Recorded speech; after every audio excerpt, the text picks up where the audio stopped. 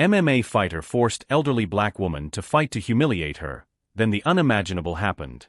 The punch connected with Amber the Viper Collins' jaw with a force that made her 50,000 Instagram followers watch in absolute shock through the livestream. The 28-year-old MMA champion, undefeated in 15 professional fights, staggered backward against the cage fence, eyes wide in total disbelief. On the other side of the octagon, Grace Williams, 62 years old, remained in perfect combat stance. Her wrinkled hands, which minutes before had been holding a mop in the gym where she worked as a janitor, now formed the precise guards of a fighter who clearly wasn't what everyone presumed. "This is impossible," Amber whispered, touching the split lip now bleeding. You're too old to." "To what?" Grace interrupted, voice calm but carrying a sharp edge. "To have dignity? To deserve respect." 3 minutes earlier, the situation had been completely different. Amber Collins had arrived at Elite Combat Gym in Los Angeles that Friday afternoon as she always did, with cameras, attitude, and the absolute certainty of her superiority. Her black Mercedes-AMG was parked across 2 spaces, because rules were for ordinary people. Her latest TikTok post had 3 million views, a video of her destroying a sparring partner while the caption read, "When you're genetically superior, you don't need to pretend equality." Grace Williams was cleaning the floor of the women's locker room when she heard the commotion in the main gym. At 62 years old, she worked 3 jobs to pay for the small apartment she shared with her 16-year-old granddaughter. Janitor at the gym from 6 a.m. to 2 p.m. Supermarket cashier from 3 p.m. to 9 p.m. And on weekends, cleaning houses for families who barely noticed her presence. "Hey lady." Amber's voice cut through the air like a knife. "You left water on my private locker room floor. I almost slipped. What kind of incompetent are you?" Grace turned calmly, holding her mop. "Sorry, Miss Collins. I just cleaned. It's still drying." "Sorry isn't good enough," Amber approached, iPhone in hand, clearly recording. Her 50,000 followers were watching live.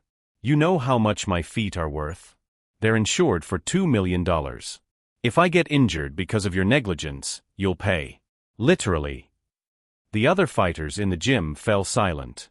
Robert Chun, the head trainer and owner of the place, started to approach. "Amber, this isn't." "Shut up, Robert." Amber didn't take her eyes off Grace. "I'm tired of these people thinking they can do mediocre work and get away with it. She needs to learn a lesson." Grace remained motionless, but something in her eyes changed. A dangerous calm that Robert Chun recognized immediately, because he'd seen that same look 40 years ago, in a very different ring. "You know what would be fun?" Amber smiled at the camera. "How about we teach Grandma here some manners? 1 round. Her and me. If she can land a single hit on me, I'll forgive the wet floor." Nervous laughter echoed through the gym. But no one was really laughing. There was something deeply wrong about this situation. "Amber, you can't be serious," Robert said, voice tense. "I'm dead serious," Amber replied. "Actually, I'll do better. If she hits me, I'll give her $10,000. But when she fails, and she will fail, she apologizes on her knees in front of all my followers and admits that her place is cleaning floors, not sharing space with real athletes." The comments on the live stream exploded. "Destroy her, Amber. These people need to know their place. This is gonna be a massacre, lol." Grace looked at the mop in her hands. Then at Amber. Then at Robert Chun, whose eyes silently begged her to refuse. "All right," Grace said calmly, setting the mop aside. "Seriously?" Amber laughed loudly. "Grandma's got guts. This is gonna be epic." What Amber Collins didn't know, what no one in that gym knew, except Robert Chun, was that Grace Williams wasn't just a 62-year-old janitor. 40 years ago, in a time before MMA existed as we know it, before women were officially allowed to fight professionally, Grace Lightning Williams was an underground legend. In the secret gyms of Detroit, where women fought for money and respect in a world that insisted they were too fragile, Grace Williams had never lost a fight. 17 bouts. 17 victories. 15 by knockout. She'd stopped not because she lost, but because her 3-year-old daughter needed a mother, not a fighter. And in the early 1980s, there was no future in women's combat. Only pain, poverty, and the constant risk of arrest. Robert Chun knew because he'd been there. As a young 24-year-old trainer, He'd worked that underground circuit. And he'd never forgotten the woman who fought with the fury of a storm but the precision of a surgeon. "Grace," Robert whispered as she walked toward the improvised octagon in the center of the gym. "You don't need to prove anything." "I'm not proving anything," Grace replied, removing her worn shoes. "I'm just reminding some people that respect has nothing to do with age, color, or social class. It has to do with character. And she needs to learn that the hard way." Amber was already inside the octagon, posing for the camera, smiling with the certainty of someone who'd never faced real consequences. "Rules are simple, Grandma," Amber mocked. "You have 1 round to hit me. Just 1 clean punch. When you fail, on your knees. Understood?" Grace entered the octagon with movements that made Robert Chun hold his breath. This wasn't the posture of a tired janitor.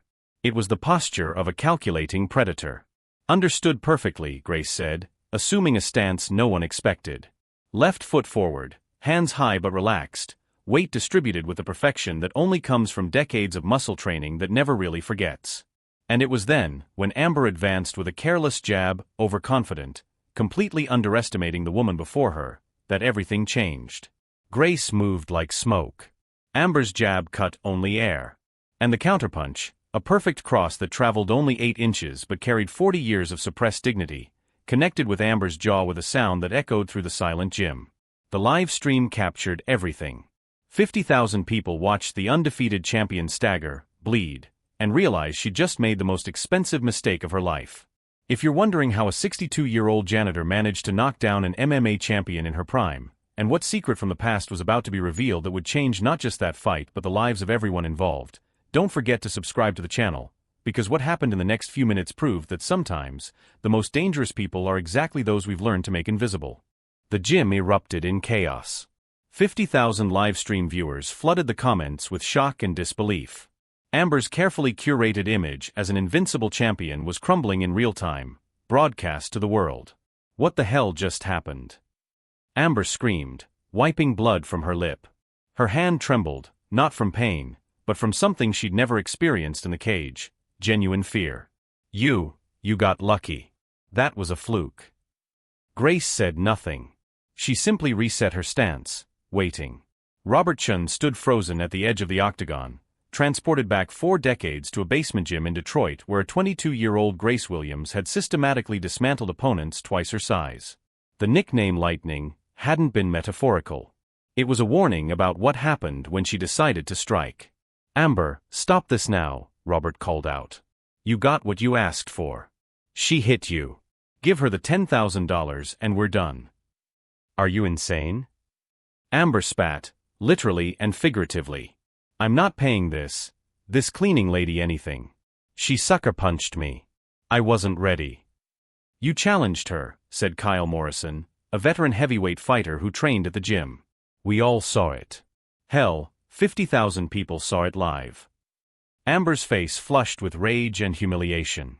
Her entire brand was built on dominance, on being untouchable. Her sponsors, Nike, Monster Energy, a premium protein supplement company, paid her 6 figures precisely because she projected invincibility. This 62-year-old janitor had just shattered that image with a single punch. "You know what?" Amber pulled out her phone, fingers flying across the screen. "My lawyer is going to bury you. That was assault. I have witnesses. I have video evidence. You're done, old woman." "Assault." Grace's voice was quiet but carried through the gym. "You challenged me to a fight in front of 50,000 witnesses. You offered me money to hit you. I accepted your terms. Where exactly is the assault?" The logic was irrefutable, and Amber knew it. Her face contorted with frustration. "Fine," Amber hissed. "You want to really fight? Let's really fight. 3 rounds. Proper MMA rules. Me versus you. When I destroy you, and I will destroy you, you'll wish you'd just taken your $10,000 and disappeared." "Amber, no," Robert stepped forward. "This has gone far enough. Grace is 62 years old. I'm not allowing." "I accept," Grace said calmly. Every head in the gym snapped toward her. "Grace, you can't," Robert pleaded. "I know who you were. I remember Lightning Williams. But that was 40 years ago. Your body isn't. My body is fine, Robert, Grace interrupted. And you're right. It has been 40 years. 40 years of people treating me like I'm invisible because I clean their floors. 40 years of being talked down to, dismissed, disrespected. This young woman thinks she can humiliate me because of my age, my job, the color of my skin. She needs to learn something that apparently no one ever taught her. And what's that? Amber sneered. Grace looked at her with eyes that had seen struggles Amber couldn't imagine. That strength isn't about muscle mass or youth. It's about what you've survived. And I've survived things that would have broken you before you even learned to walk. The statement hung in the air, heavy with unspoken history. Robertson pulled Grace aside, voice urgent and low. Grace, I need to tell you something. Amber isn't just an undefeated fighter. She's vicious. In her last bout, she broke her opponent's orbital bone and kept hitting her even after the ref called the fight. She got suspended for 2 months. She enjoys hurting people. I know, Grace said simply. Then why accept? Grace looked at her hands, weathered, scarred, the hands of someone who'd worked hard labor for decades. Because my granddaughter, Destiny, is 16 years old. She came home from school last week crying because some girls posted a video mocking her for wearing second-hand clothes. Called her project trash. Said people like us should know our place. Her voice hardened. I told her the same thing my mother told me. That dignity isn't something others can give you or take away. It's something you claim for yourself. And sometimes, Robert, you have to fight for it. Not because you want to. But because if you don't, you're teaching the next generation that bullies win. Robert felt his throat tighten. He remembered Grace's story, how she'd started fighting in underground circuits not for glory, but because her own mother was dying of cancer and they needed money for treatments. How she'd faced men who didn't want to lose to a woman, who fought dirty, who tried to seriously hurt her. And how she'd won anyway, every single time. When? Robert asked, resignation in his voice. Now, Amber called out from across the gym, already wrapping her hands. I cleared my schedule. Let's do this now while everyone's watching. I want the world to see what happens to people who don't know their place. Her phone was propped up, live stream still running. The comment count had exploded to 127,000 viewers. News of the confrontation was spreading across social media like wildfire. Grace walked to the women's locker room, the same one she'd been cleaning an hour ago, and changed into athletic clothes she kept in her locker. Simple black shorts, a gray tank top that revealed surprisingly defined arms for someone her age. When she emerged, several fighters in the gym murmured in surprise.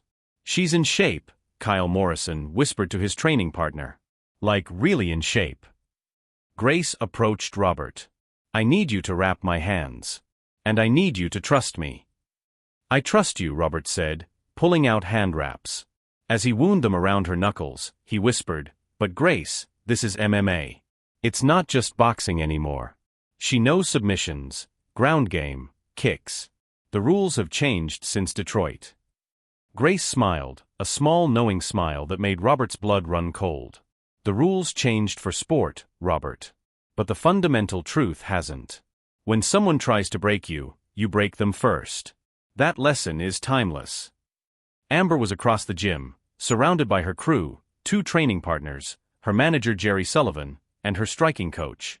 They were strategizing, pointing at Grace, clearly discussing how to approach fighting a senior citizen without looking like a complete monster on camera. Okay, listen, Jerry said urgently. The optics are already bad. You need to win quickly but not brutally. Take her down, get a submission, make it look technical. Don't throw heavy strikes at a 62-year-old woman's head or you'll get crucified online. I don't care about optics, Amber snapped. She made me bleed on my own live stream. 130,000 people watched her disrespect me. I'm going to make an example of her. Amber, I'm serious, Jerry insisted. Your Nike contract has a morality clause. If this looks bad. It won't look bad because I'm going to win, Amber cut him off. And when I do, everyone will remember who the real champion is. But beneath her bravado, Amber felt something she rarely experienced, doubt. That punch hadn't been lucky. It had been perfect, the timing, the placement, the power generation from such a short distance. That was high-level technique. How did a janitor develop that kind of skill? Robert finished wrapping Grace's hands and looked into her eyes. You ready for this? I've been ready for 40 years, Grace replied. I just didn't know I'd get one more chance to remind the world that we're not invisible. We're not weak. We're not less than. We're just forgotten. Until we're not. The two women approached the octagon. Amber with her entourage, all swagger and intimidation. Grace alone, with only Robert in her corner, quiet and focused. Kyle Morrison had agreed to referee. As both fighters entered the cage, he went over the rules. Standard MMA. 3 5-minute rounds. No strikes to the back of the head, no eye gouging, no small joint manipulation. If I say stop, you stop immediately. Understood. Both women nodded. Touch gloves, Kyle instructed. Amber extended her glove mockingly, then pulled it back at the last second. Psych. You don't deserve my respect, janitor. The livestream comments exploded with reactions, some supporting Amber's dominance, others calling her out for cruelty. Grace said nothing. She simply returned to her corner and waited for the bell. Robert leaned in close. Remember, lightning. Weather the storm. She'll come hard and fast, trying to overwhelm you. Let her tire herself. Your cardio at 62 won't match hers at 28. Pick your spots. Make every strike count. Grace nodded. But in her eyes, Robert saw something that worried him. Not fear. Not doubt. But a cold, calculating fury that he remembered from Detroit. The look Lightning Williams got right before she decided to end a fight. Grace, he said urgently. Don't try to knock her out. Just survive the rounds. Prove your point. Don't. Don't what? Grace asked softly. Don't remind her that underestimating someone based on age and race is the fastest way to get humbled? Don't show my granddaughter that dignity is worth fighting for? Don't prove that we're more than the labels people put on us. Just be careful, Robert pleaded. Grace smiled. I'm always careful. But careful doesn't mean scared. And it doesn't mean merciful. The bell rang. Amber charged forward immediately, throwing a combination designed to overwhelm jab, cross, low kick, high kick. The attack was fast, technical, exactly what you'd expect from a champion. Grace wasn't there. She'd slipped the jab, stepped back from the cross, checked the low kick, and ducked under the high kick with movements that defied her age. Her footwork was pristine, small, economical steps that kept her just out of range while maintaining perfect balance. Amber reset, frowning. She shot a double-leg takedown, trying to use her grappling advantage. Grace sprawled perfectly, hips back, weight posted on Amber's shoulders. Then she did something that made every experienced fighter in the gym gasp. She threw a perfectly timed knee that caught Amber in the solar plexus as she tried to drive forward. Amber staggered back, wheezing. What the hell? Jerry shouted from the corner. How does she know defensive wrestling? Robert Chen smiled despite his worry. Because he knew the answer. In the underground circuits of the 1980s, women had to know everything. There were no weight classes, no guaranteed rules, no referees who would always protect you. You learned to defend takedowns or you got hurt. Grace had learned from necessity. The round continued. Amber, frustrated and increasingly desperate, threw everything she had. Grace defended most of it, took a few strikes that left marks but no real damage, and responded with precise counterstrikes that found their target more often than not. By the end of round 1, Amber's face showed several small cuts. Grace's face was unmarked. The 130,000 live stream viewers couldn't believe what they were watching. Comments flooded in. Is this real? The grandma is actually winning. Amber, what are you doing? Lightning Williams. Someone just posted her old fight videos from the 80s. That last comment changed everything. Someone in the audience had done a Google search for Grace Williams Fighter Detroit, and found grainy footage of Lightning Williams systematically destroying opponents 4 decades ago. Jerry pulled Amber aside between rounds, showing her his phone. Amber, we have a problem. She's not just some random janitor. She was a professional fighter. Underground circuit. Never lost. This is bad. Amber's eyes widened as she watched a 1983 video of a 22-year-old Grace Williams knocking out a woman 6 inches taller in under a minute. Why didn't anyone know this? Amber demanded. Because women's fighting wasn't legal or recognized back then, Jerry said urgently. These fights happened in basements and warehouses. No official records. But Amber, this woman was a killer. You need to be careful. It's too late to be careful, Amber snapped. I'm already in the cage with her. And I'm not losing to a 62-year-old cleaning lady on live stream. I'd never live it down. Pride. That was Amber's weakness. Not lack of skill or heart, but an ego so fragile it couldn't handle the possibility of defeat. Round 2 began. And Grace Williams decided it was time to stop being careful. Because some lessons needed to be taught with clarity that only a devastating defeat could provide. Round 2 started with Amber changing tactics. No more wild aggression. She'd seen the old footage during the break, watched Lightning Williams dismantle opponents with surgical precision. Fear had finally crept into her confidence. She circled cautiously now, throwing feints, testing Grace's reactions. The 130,000 viewers watching live sensed the shift. The hunter had become uncertain.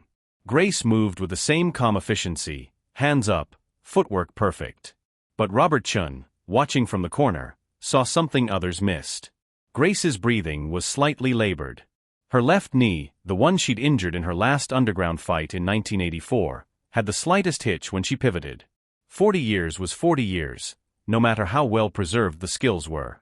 Amber noticed it too. Her coach was shouting instructions. The knee. Her left knee. She's favoring it. Amber's confidence returned like a flood. She threw a brutal low kick aimed directly at Grace's left leg. The impact echoed through the gym with a sickening thud. Grace's face remained impassive, but Robert saw the wince she couldn't quite hide. Amber threw another kick. Then another. Each one targeting that left knee with increasing force. This was the difference between underground fighting in the 80s and modern MMA. The leg kick game had evolved into a devastating art form. She's breaking her down, Kyle Morrison muttered, officiating the fight with growing concern. Grace backed up, and for the first time, looked hurt. Her movement became more restricted. Amber sensed blood in the water. Not so tough now, are you, Grandma? Amber taunted, throwing a combination that ended with another crushing low kick. You should have stayed in the past where you belong. The comments section erupted. Amber's figuring her out. The old lady is done. Called it, age always wins. But then something happened that made Robert Chen's heart skip a beat. Grace smiled. It wasn't a grimace of pain. It was the same smile he'd seen in 1983 when Lightning Williams was deliberately taking punishment from an opponent, letting them think they were winning, waiting for the exact moment to strike back. She'd been baiting Amber. Drawing her in. Grace, no, Robert whispered, recognizing the setup. Amber threw another low kick, committed fully to the attack. Grace didn't back up this time. She stepped forward into it, absorbing the impact but closing distance. And in that split second when Amber's leg was extended, weight on her back foot, completely committed to the kick, Grace struck. A left hook to the body that folded Amber in half. The sound was like a baseball bat hitting a side of beef.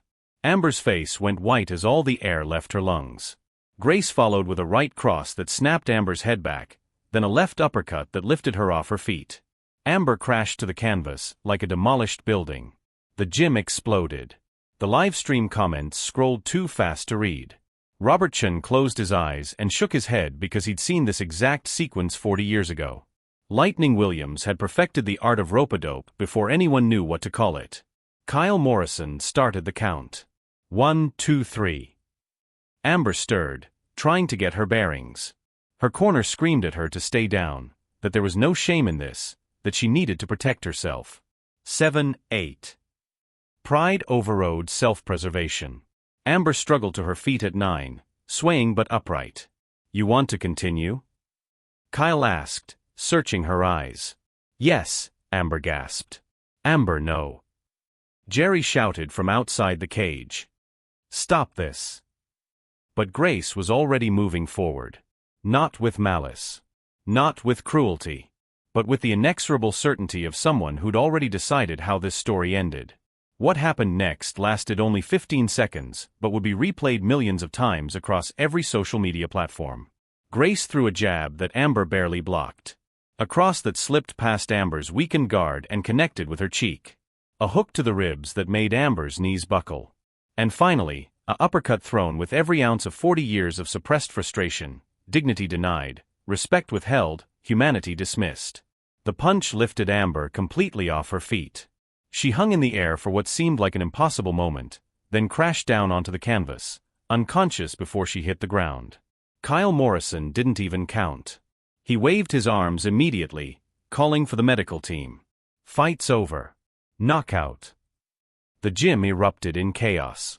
Half the people were cheering, the other half were stunned into silence.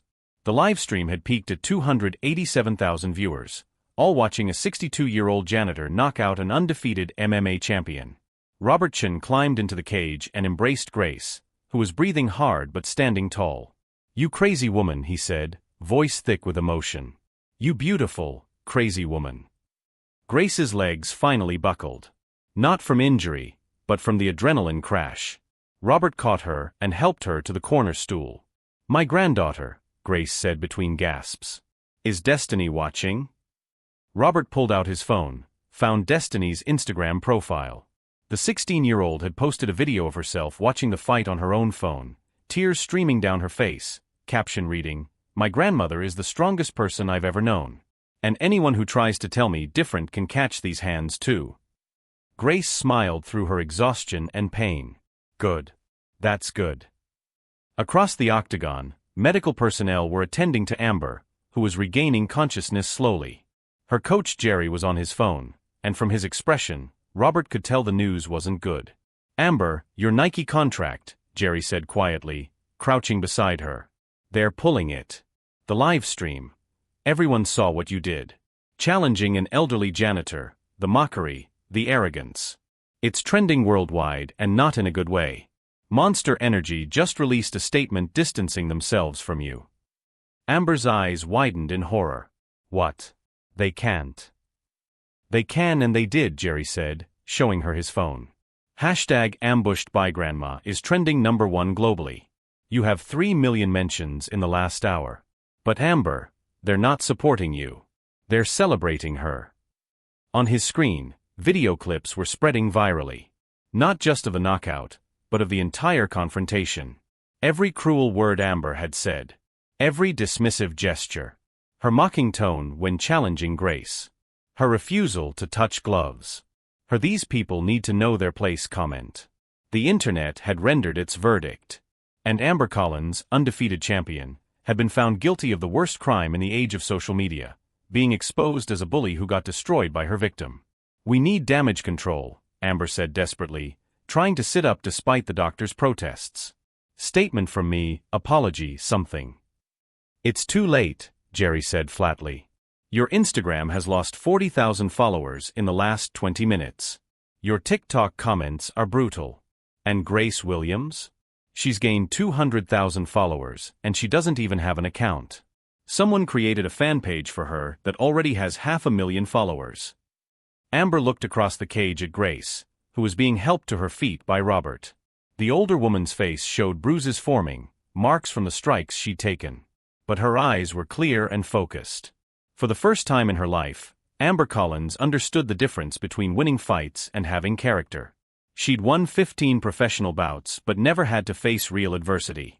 Grace Williams had lost everything, career recognition, for decades of anonymity, but never lost her dignity. "I need to talk to her," Amber said suddenly. "That's a bad idea," Jerry advised. "I don't care." "I need to." Amber pushed herself up, waved away the medics, and walked unsteadily across the cage to where Grace was sitting. Robert Chen stepped between them protectively. "I think you've done enough." "Please," Amber said, and for the first time, her voice carried no arrogance. Only something that might have been humility. "I just want to say something." Grace nodded to Robert. He stepped aside reluctantly. Amber stood before Grace, a champion brought low, face swelling, career imploding in real time, and searched for words that had never come easily to her. "I'm sorry," she finally said. The live stream captured it all, 287,000 people watching the moment. "I was wrong. About everything. You didn't deserve what I said, how I treated you. You didn't deserve to be disrespected because of your job or your age or anything else. Grace studied her for a long moment. Do you know why you lost tonight? Amber shook her head. Because you thought strength was about muscles and youth and titles, Grace said. You never learned that real strength comes from what you survive, what you overcome, what you refuse to let break you. I spent 40 years being invisible. Cleaning floors people walked on without seeing me. Raising a daughter alone after her father left. Raising a granddaughter after my daughter died of cancer. Working 3 jobs to keep a roof over our heads. Her voice hardened. You thought I was weak because I was old and black and cleaned your locker room. But you forgot something important. People like me? We've been fighting our entire lives. Not in cages with rules and referees. But in a world that tried to erase us every single day. And we're still here. Amber felt tears running down her face. Not from physical pain, but from shame. I'm sorry, she repeated. I know that's not enough. But I am. Grace stood up, wavering slightly. Robert moved to help her, but she waved him off. She walked to Amber and did something no one expected. She extended her hand. Apology accepted, Grace said. But understand this. That apology isn't for me. It's for every person you looked down on, dismissed, or treated as less than human because they didn't fit your definition of worthy. Use this moment to become better. Because if you don't, this loss won't just destroy your career. It'll destroy who you could have been. Amber took Grace's hand, shaking it with genuine respect for the first time. The 287,000 viewers watching live witnessed the moment. And in that handshake, something shifted. Not just in that gym or that fight, but in the conversation happening across social media about respect, dignity, and who gets to define strength. But what none of them knew, what was about to be revealed in the aftermath, was that this fight wasn't just about one arrogant fighter learning humility.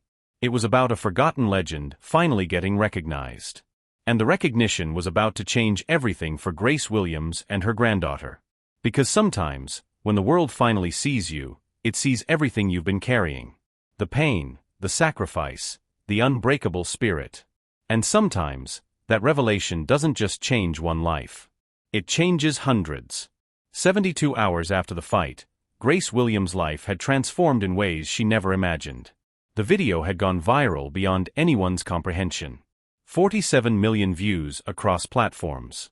Major news networks picked up the story. ESPN featured a segment titled The Forgotten Legend, Lightning Williams Returns. Sports Illustrated wanted an interview. Ellen's producers called. But the real change started with a phone call Grace received Tuesday morning while mopping the gym floor, the same floor where she'd knocked out Amber Collins. Ms. Williams? This is Catherine Park from Nike Brand Management. We'd like to discuss an endorsement deal. Grace almost dropped her phone. I'm sorry, what? Nike wants to sponsor you. We're launching a campaign about real strength, real champions, real stories. Your story embodies everything we want to represent. We're prepared to offer you a 2-year contract worth $500,000. Grace sat down on the floor she'd been cleaning, hand shaking. That was more than she'd earned in the last 10 years combined. But Nike wasn't the only call. Under Armour offered $600,000. Gatorade wanted her for a commercial. A publisher offered a $250,000 advance for an autobiography. Robert Chen found her in the locker room an hour later, crying. Grace, what's wrong? Nothing's wrong, she said, wiping her eyes. Everything's right. Too right. I don't understand how this happened. You showed the world who you've always been, Robert said gently. They just finally saw you. Meanwhile, Amber Collins watched her world collapse from her now modest apartment. She'd lost her mansion in Malibu, couldn't make the mortgage without sponsorships. Nike, Monster Energy, her supplement company, all gone. Her social media following dropped from 2 million to 400,000, and most of those remaining followers were there to mock her. Her manager Jerry had dropped her. Her training partners stopped returning calls. The gym where she'd trained for 5 years asked her to find somewhere else to work out because her presence was creating a hostile environment. But the worst part was the mirror. Every morning, Amber saw the woman who'd bullied a 62-year-old janitor on livestream. Who'd said, these people need to know their place. who'd lost everything because she'd confused privilege with superiority. On Thursday, Amber did something she'd never done before. She showed up at Elite Combat Gym at 6 a.m., the time Grace started her shift. Grace was surprised to see her. "Amber, can we talk?" Amber asked. No cameras, no attitude. Just raw vulnerability. They sat in the empty gym. Amber looked at the woman who destroyed her career and saved her soul. "I've lost everything," Amber began. "Sponsors, house, reputation, career. I'm fighting in regional shows now for $2,000 purses. I'm staying on a friend's couch." Grace listened without interruption. "But the weird thing is," Amber continued, voice breaking, "I deserved it. All of it. I spent years treating people the way I treated you. Staff, fans who weren't important, other fighters I thought were beneath me. I was cruel because I could be. Because no one stopped me." She looked at Grace directly. "You stopped me. And I hate that it took losing everything to understand what you tried to teach me in that cage. That respect isn't about what you have or who you are. It's about how you treat people who can't do anything for you." Grace was quiet for a long moment. Then she said something Amber didn't expect. "I'm starting a gym." "What?" "Under Armour deal came with funding for a project of my choice. I'm opening a gym for kids from underserved communities. Free training, free equipment, free mentorship. Girls especially. I want them to learn what took me 40 years to understand, that their worth isn't defined by what the world tells them, but by what they know about themselves." Grace paused. "I need trainers who understand what it's like to fall.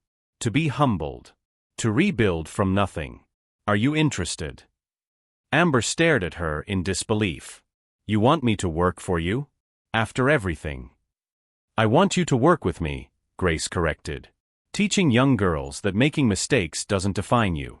How you respond to those mistakes does. You made a terrible choice. But you owned it. That's the beginning of wisdom." Amber felt tears streaming down her face. "I don't deserve this." "None of us deserve grace," Grace said. "That's why it's called grace." 6 months later, the Lightning Williams Youth Center opened in South Los Angeles. The opening ceremony was attended by hundreds. Grace stood at the podium, her granddaughter Destiny beside her, and addressed the crowd. 40 years ago, I fought in basements and warehouses because women like me weren't allowed in the ring," Grace said. "I fought for money to keep my family alive. I fought because it was the only way I knew to prove I was more than the world said I was." She gestured to the state-of-the-art facility behind her.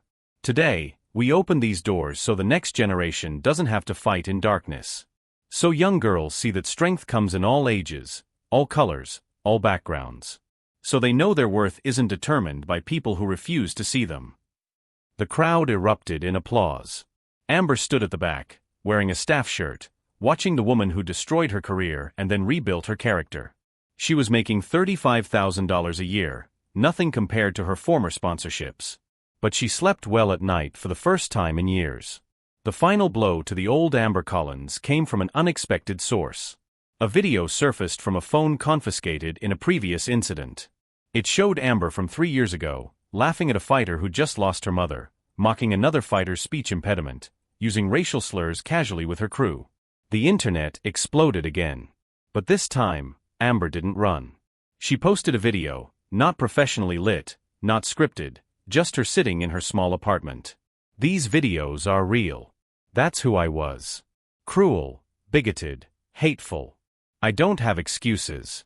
I was raised with privilege and used it as a weapon against people who had less. Grace Williams beat me in a fight and then showed me how to be human. I'm spending the rest of my life trying to become someone worthy of that second chance. To anyone I hurt, and there are many, I'm sorry. And I'm trying to do better." The video went viral too. But the response was different. People recognized genuine remorse. Grace's comment on the video, "Redemption is possible for those brave enough to face their truth," shifted the narrative. By the 1-year anniversary of the fight, Grace Williams had become a cultural icon. She'd been featured in Time magazine's 100 Most Influential People. Her memoir, Lightning Never Dies, was a bestseller. The gym had trained over 300 young women. And Amber Collins, once an undefeated champion, had become one of the program's most dedicated trainers, working with girls who reminded her of who she could have been if someone had taught her humility before the world did. The viral video of the knockout had been watched 89 million times. But the video that mattered most to Grace had only 3,000 views. It was Destiny's college acceptance video, recorded at the gym. "I got into Stanford," Destiny said to the camera, tears of joy streaming down her face. "Full scholarship. And I know I got here because my grandmother taught me that being underestimated is a gift. It means you get to prove everyone wrong." Grace watched that video every morning. A reminder that the fight wasn't just about one night in a cage. It was about showing one girl that her grandmother, and by extension, she herself, was stronger than the world's attempts to diminish them. 2 years after the fight that changed everything, Grace Williams stood in a very different place than the gym floor she used to clean. The Lightning Williams Youth Center had expanded to 3 locations across Los Angeles, serving over 800 young women from underserved communities. The program had achieved something remarkable, a 97% high school graduation rate among participants, with 68% going on to college or vocational training. Grace, now 64, had officially retired from all 3 of her jobs. The Under Armour endorsement deal had been renewed at $750,000 annually. Her memoir had sold over 2 million copies. She owned her own home, a modest but comfortable place in a safe neighborhood where Destiny had her own room and a space to study. Destiny herself had just completed her freshman year at Stanford with a 3.8 GPA, studying social justice and planning to attend law school. The girl who'd once been mocked for wearing second-hand clothes now mentored other first-generation college students, teaching them what her grandmother had taught her, that where you start doesn't determine where you finish. Amber Collins, now 30, had rebuilt her life in a different way. She'd never regained her championship status or sponsorship deals. But she'd found something more valuable: purpose. As the head striking coach at the Lightning Williams Youth Center, she earned $55,000 a year and considered it the most meaningful work she'd ever done. "You know what's crazy?" Amber said to Grace one evening as they locked up the gym together. "I used to think losing to you was the worst thing that ever happened to me. Now I realize it was the best thing." Grace smiled, turning off the lights. "Losing didn't change you. Choosing what to do after losing changed you." "I spent so many years thinking strength was about being undefeated," Amber reflected. "About proving I was better than everyone else. But real strength is admitting when you're wrong and doing the work to become better." They walked to the parking lot together. Grace's car, a modest but reliable Honda, sat next to Amber's used Toyota. "You ever miss it?" Amber asked. "The spotlight, the interviews, all of it?" "Sometimes," Grace admitted. "But then I remember why I came back to fighting in the first place. It wasn't for fame or money. It was to show my granddaughter that dignity is worth fighting for. That being disrespected isn't something you just accept because it's easier than standing up." She looked at the gym behind them, lights off but the sign glowing, Lightning Williams Youth Center, where every girl learns she's strong enough. "This legacy means more than any championship belt ever could," Grace said. "Because every girl who walks through those doors learns something I had to wait 62 years to prove, that their worth isn't determined by people who refuse to see them." Amber nodded, understanding in a way she never could have before losing everything. "Thank you for seeing something in me worth saving." "I saw what you couldn't see yet," Grace replied. "Someone who made terrible choices but wasn't defined by them. We all deserve a chance to be better than our worst moment." 3 months later, Grace received an invitation that brought her to tears. The International Women's Sports Hall of Fame wanted to induct her, finally recognizing the underground fighting career that had been erased from history because women's combat wasn't sanctioned in the 1980s. At the ceremony, Grace stood before hundreds of athletes, journalists, and fans. Destiny sat in the front row, wearing her Stanford sweatshirt, filming on her phone. Amber sat beside her, no longer ashamed to be associated with the woman who'd exposed her ugliness and then helped her find her humanity. 40 years ago, I fought 17 times in basements and warehouses," Grace said from the podium. "I won every fight but received no recognition because women like me weren't supposed to exist in combat sports. We were told to be quiet, be invisible, know our place." She paused, letting the words settle. 2 years ago, I was 62 years old, cleaning floors, and someone tried to humiliate me on livestream because she thought my age, my job, and my skin color made me less than human. She learned a lesson that night. But so did I. Grace looked directly at the camera filming the event. I learned that being invisible isn't the same as being powerless. That decades of being overlooked don't erase decades of strength. That the world's failure to see you doesn't diminish your worth, it reveals their blindness. The audience erupted in applause. To every woman who's been dismissed, disrespected, or told she doesn't belong, you're stronger than anyone's opinion of you. Your value isn't determined by who recognizes it. It's inherent. It's unshakable. And when the moment comes that demands you prove it, don't hesitate. Stand up. Speak up. Fight back. Not with hatred, but with the undeniable force of your own dignity. Standing ovation. Tears. Destiny recording everything, her own face wet with pride. Later, at the reception, a young black woman approached Grace nervously. She couldn't have been more than 19. "Ms. Williams? I just wanted to say, I'm a freshman at UCLA, engineering major. And last semester, a professor told me I should consider switching to an easier field because people like me historically struggle with advanced mathematics." Grace's jaw tightened. "What did you do?" "I thought about you," the young woman said, voice strengthening. "About how you were mopping floors and someone tried to humiliate you, and you didn't back down. So I didn't back down either. I got an A in that class. Highest score on the final exam." She smiled through tears. "I just wanted to thank you. Because you showed me that when someone tries to make you feel small, the most powerful thing you can do is prove them catastrophically wrong." Grace hugged her tightly. "What's your name?" "Jasmine." "Jasmine, you did that yourself. I just reminded you that you could." As the evening wound down, Grace stood on the balcony overlooking the city, Destiny beside her. "Grandma, did you ever imagine all of this when you accepted Amber's challenge?" Grace thought about that moment 2 years ago. The anger, the exhaustion, the 40 years of being invisible finally reaching a breaking point. "No," she admitted. "I just knew I couldn't let her treat me that way without consequences. I couldn't let you see your grandmother kneel and apologize for having dignity. But what came after, the sponsors, the gym, this recognition, none of that matters as much as what you learned." "What did I learn?" "That we don't fight for glory or money or recognition," Grace said, putting her arm around her granddaughter. "We fight because our humanity demands respect. And when the world refuses to give it, we take it. Not violently. Not with cruelty. But with the unshakable force of knowing our worth and refusing to pretend we're worth less to make others comfortable." Destiny leaned into her grandmother. "I'm going to make you proud." "You already have," Grace said. "Every single day." The live stream of that fight 2 years ago had been viewed 127 million times. But the real victory wasn't measured in views or viral moments. It was measured in the 800 young women training at the Lightning Williams Youth Center. In Destiny's Stanford acceptance. In Amber's transformation from bully to mentor. In every woman who'd seen that video and realized that being underestimated wasn't a weakness, it was an opportunity to prove everyone wrong. Grace Williams had spent 40 years being invisible. But she'd never been powerless. And when she finally reminded the world of that truth, she didn't just change her own life.